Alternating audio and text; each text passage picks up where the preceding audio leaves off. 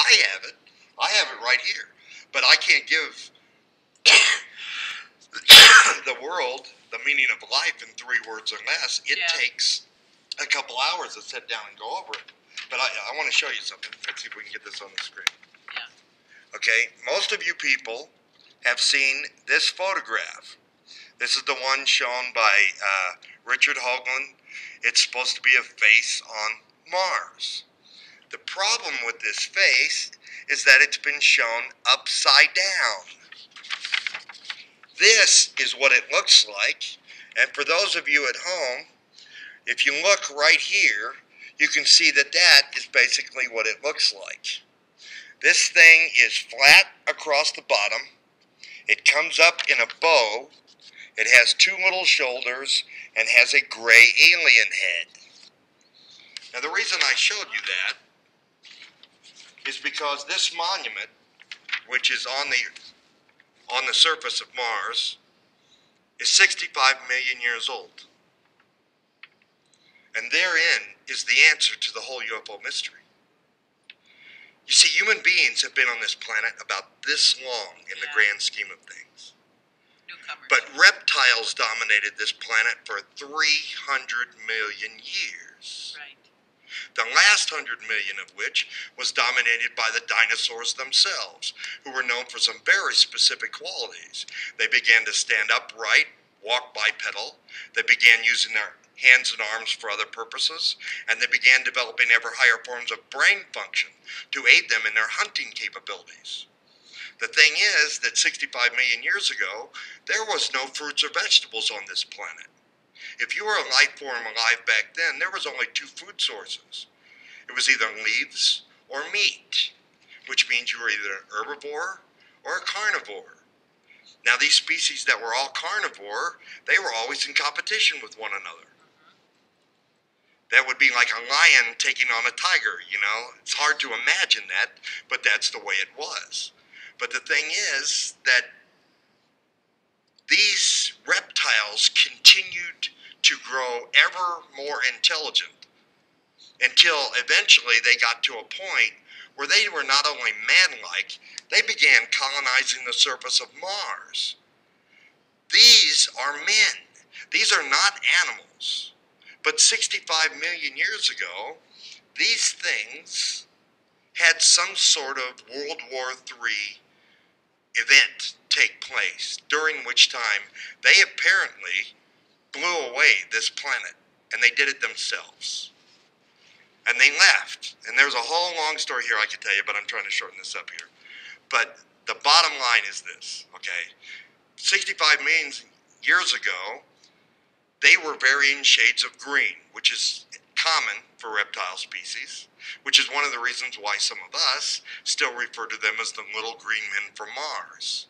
But the fact of the matter is, as a result of millions of years of being out there in space, their skin has continued to fade until it has attained the pasty gray color it's known for today. These things are real. These are not make-believe. These are not somebody's fantasies. I have seen these things. I have touched these things. Up close, they have snake skin. Their fingers, if you see their skin, their fingers are kind of unusual because they have 3 long fingers and a thumb that sits in the middle of their hand if you see them in their original condition. They have talons that they can stick out that are sharp like a razor blade, but they keep them in. The ends of their fingers, kind of, if you look at them close, they look like little suction cups. Yeah, nubby. Yeah. They have no ears, but these black eyes that they have has a twofold purpose, because in the daylight, the black acts like regular everyday sunglasses, but at night it does just the opposite. It acts like light collectors, so it's like night vision goggles, so that they can see in infrared. But they also have teeth, and I'll bet that's something that none of you have ever heard. But they do. They have teeth that sits inside of each other, just like that. Our teeth fits like this. Their teeth sets in each other like this, so that they can smile and look at you and seem like they're very nice. But it's when they open their teeth that you realize that these are nasty things. And they're massing right now. Right this second, they are massing in the tens of billions because this planet is their homeworld. And they want it back. And they're willing to kill everybody on this planet to get it. Okay. And I want everybody to know what is about to happen to them. And I want them to remember that, like Whitley Strieber, Okay. it was me that told them first. Because this is going to happen. Okay.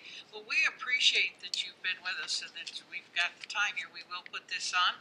I'm sure there are people out there. Can you tell people, or do you wish for people to be able to contact you for further information? Sure. How about my mailing address? That's great. Okay, my post office box is 3730 Prescott, Arizona. It's 86302. Remember, my name's Bruce May. Yes, Bruce May. Okay, Bruce, give them that P.O. box one more time.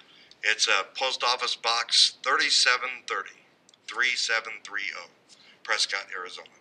86302. 86302. Thank you very much. And every perspective needs to have consideration. You have answered a lot of unanswered questions here. And, everybody needs to look at a bigger picture, and you've definitely given people something to think about. I also agree that there is an agenda that was not being discussed. So whatever that may be, you've given us perspective on that. Thank you for taking time to come in and talk to us. Do we have another 1 minute? No, they'll start to turn us off here on that. It's a time All right. situation. But I'm available if anybody wants to Yes. talk. And please get in touch with him if you like. This is Consciousness Unlimited. This is Parisha Taylor. We hope that you've enjoyed our telecast. Thank you very much. Bye, guys.